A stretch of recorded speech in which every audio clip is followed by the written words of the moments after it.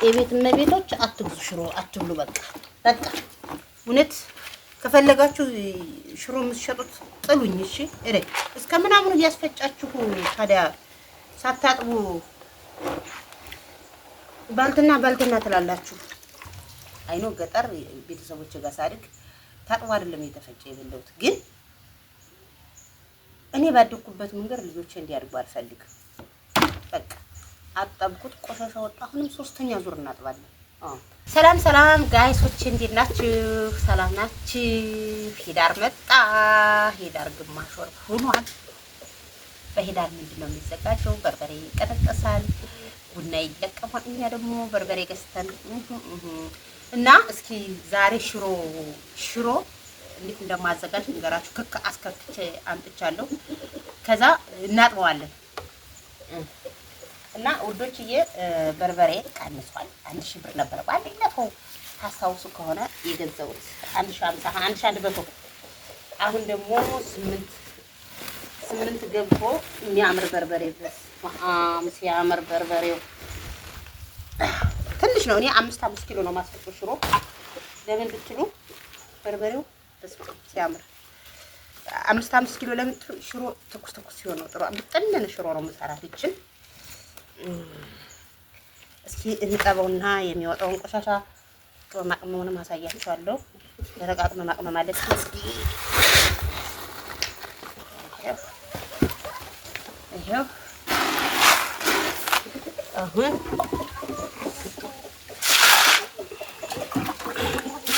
እኔ ሽሮ እና ዶሮ ከሰው ቤት አልበላም። እሺ እንግዲህ ቆሻሻውን አብረን እናያለን። ፊስታልና አውተዘን አስቀምጥ አዳም እንግዲህ ከካስካካችሁ በኋላ የምትበሉትን ቆሻሻ ላሳያችሁ።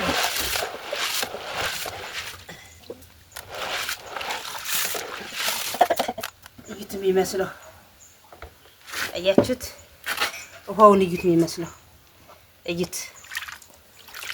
ክክ ነው ንጹህ ነው ምናምን ትላላችሁ።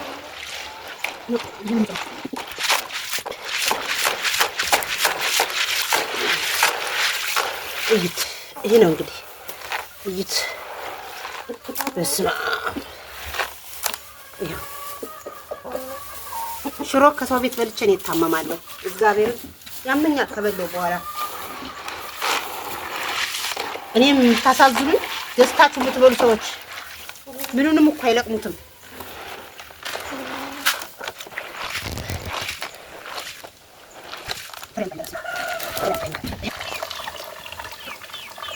መልክ ስጠን ሙያ ከጎረቤት ግን መልክ አሰጠን ነው ሙያ ብቻ ይዘተን ፈጣሪ ትላላችሁ። እህሉን አይተው እኮ ነው።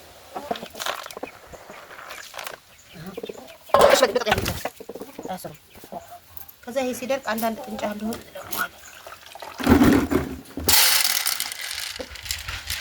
እቺ በትንሿ ሆና ጥፍት ስትል አሁን እዮባ ምግብ ጀምሯል። ታውቃላችሁ እንግዲህ ንጽህና ያለው ምግብ ግድ ነው። ኢትዮጵያ በሽታ ተከስቷል ትላላችሁ። ይሄ ራሱ እኮ አንድ በሽታ ነው። ንጽህና መጉደል ነው በሽታ እናጠው ያለን።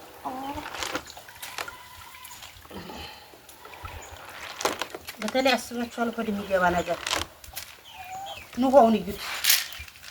እሺ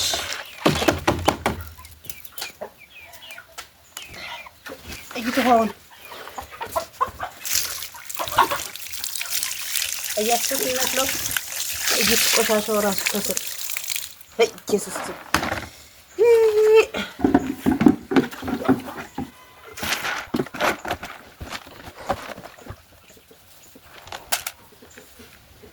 ፕሊስ በተለይ የመዳብ ቅመሞች ከውጭ ስትመጡ ፕሊስ አትስነፉ። እውነት ነው ያሳያችሁ። አሁን ሽሮ ገዝታችሁ ኦንላይን ገዝታችሁ የምታሳዩ ሰዎች አላችሁ። አፈራለሁ የምትሉ ማለት ነው። እዩት ከክኩ የወጣው እዩት። እያችሁት እዩት። ይኸው እንግዲህ ይሄን ነው የኛ ህዝብ ይሸጥልን ማለት ነው። ምን አለበት እንደዚህ ለቅለቅ እያደረጋችሁ ብትሰሩት።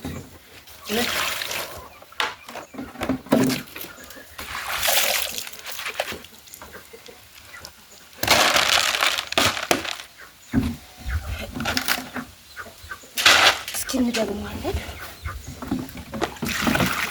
ወደ ውሃ ቀንስ አለ። አይ ህዝቤ ሽሮ ሳዘጋጅ አይታችሁኝ አታውቁም። ዛሬ እስኪ ለነሱ ላሳያቸው ሽሮ እንዴት እንደማዘጋጅ ብዬ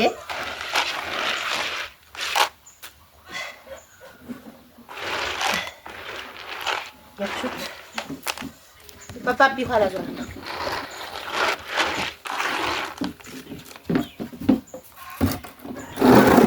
ወይልም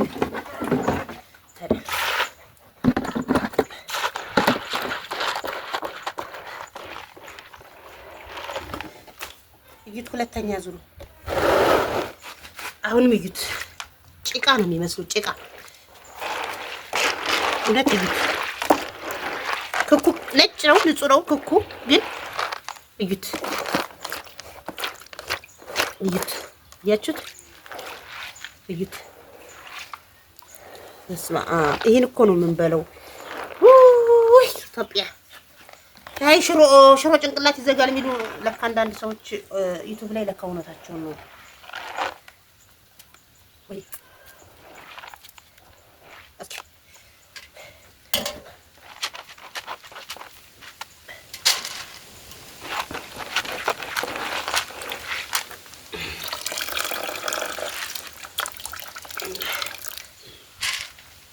እዚህ ሙልጭ ብሎ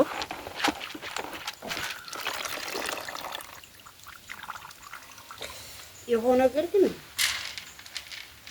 አትጠይቁኝ።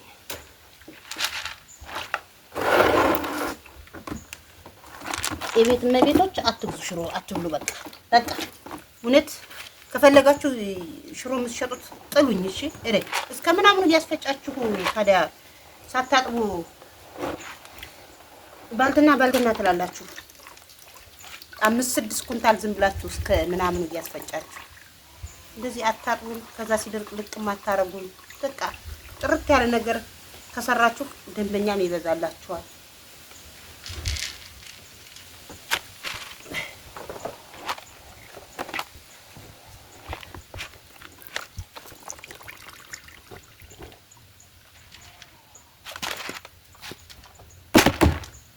ውሃውን ላሳያችሁ። ሁለተኛ ዙር ማለት ነው። እዩት ይመስላል። እዩት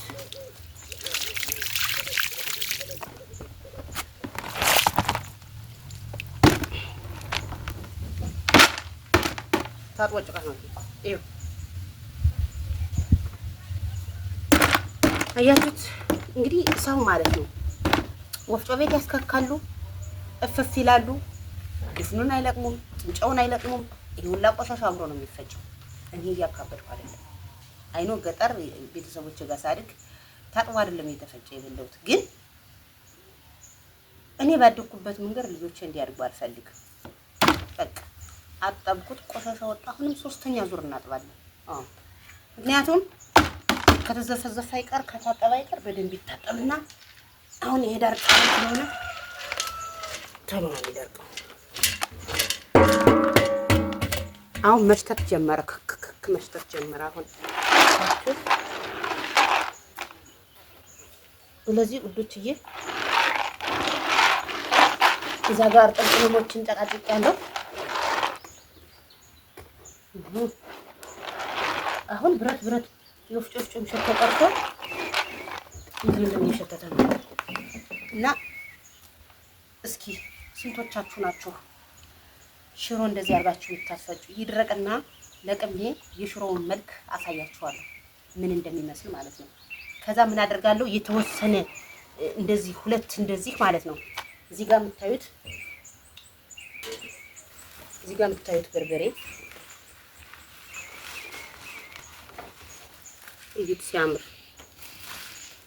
እዚህ ቆንጥሬ ከዚህ ጋር ከነጭ ሽንኩርት ከጅንዝቢል ከጤና አዳም ምናምን ጋር ከበሶ ብላ ጋር ወቀጥ አድርጌ አደርቅና አብሬ ያስፈጫዋለሁ። በርበሬው ግን ሲያምር ግን እንትን አለው እርጥበት አለው። ይሄ በርበሬውን ደግሞ በመዳበሪያ አሸዋለሁ አቧራውን ይለቅ ማለት ነው። በመዳበሪያ ካልታሸ ካልተለቀመ ካልተቆረጠ ችግር ነው። እና ፍሬ አብዝቶበታል፣ ግን ይሁን ችግር የለም። ያው ተኮስ ያደርጋል። ያው ለነየውባም ሽሮ ስላለ ችግር የለውም። አዎ እስኪ እናስፈጫለን የጾም እንትናችን። ከዛ አሁን ሰኞ ይደርሳል።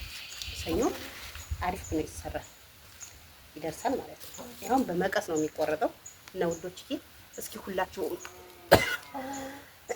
ሁላችሁም እንደዚህ ክኩን እጠቡት። እውነቴን ነው የምላችሁ፣ ያለ ማካበድ ክኩን እጠቡት። እስኪ እውነት እጠቡት። እንትን ነው የሚለው ይሄ